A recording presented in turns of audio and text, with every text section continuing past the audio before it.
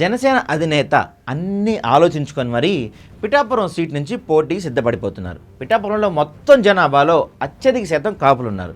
దీంతో ఈ సీట్ నుంచి పోటీ చేస్తే గెలుపు ఈజీ కావడమే కాదు, మెజార్టీ కూడా భారీగా ఉంటుందని పవన్ భావిస్తున్నారు.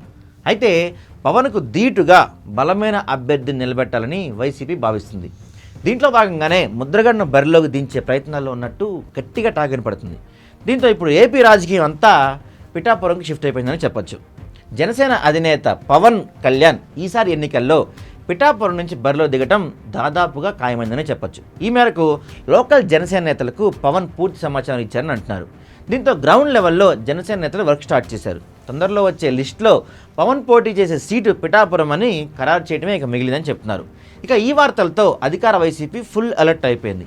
ఎలాగైనా పవన్ని ఓడించాలని చూస్తుంది. 2019 ఎన్నికల్లో పవన్ను 2 చోట్ల పోటీ చేస్తే 2 చోట్ల ఓటమి పాలయ్యారు. నాడు అలా స్కెచ్ గీసిన వైసీపీ ఇప్పుడు పిఠాపురంలో కొత్త స్కెచ్ రెడీ చేస్తుంది. పిఠాపురంలో పవన్కు ప్రత్యర్థిగా బలమైన అభ్యర్థిని దింపాలని సూచిస్తుంది. పిఠాపురం నుంచి కాపు నేత మాజీ మంత్రి ముద్రగడ పద్మనాభం దించాలని వైసీపీ ప్లాన్ చేస్తుందని సమాచారం. పవన్ కళ్యాణ్కు తాజాగా లేఖ రాసిన ముద్రగడ జనసేన వైపు చూడనని చెప్పేశారు.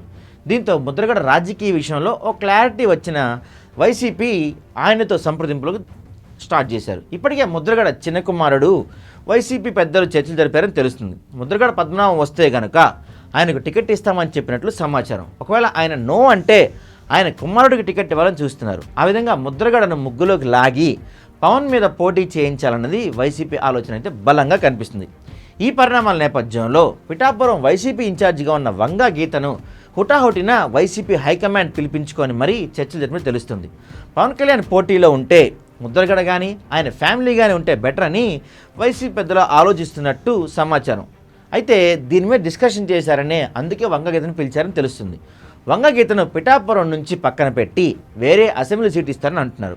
మొత్తం మీద పవన్ని మరోసారి ఓడించడం ద్వారా ఆయన రాజకీయ జీవితాన్ని ఈసారి పూర్తి స్థాయిలో ఫుల్ స్టాప్ పెట్టాలని వైసీపీ చూస్తుంది. మరి పవన్తో పోటీకి ముద్రగడ రెడీ అవుతారా, వైసీపీ నుంచి పోటీ చేసి పవన్ ఢీ కొడతారా అనేది మాత్రం చూడాల్సి ఉంది.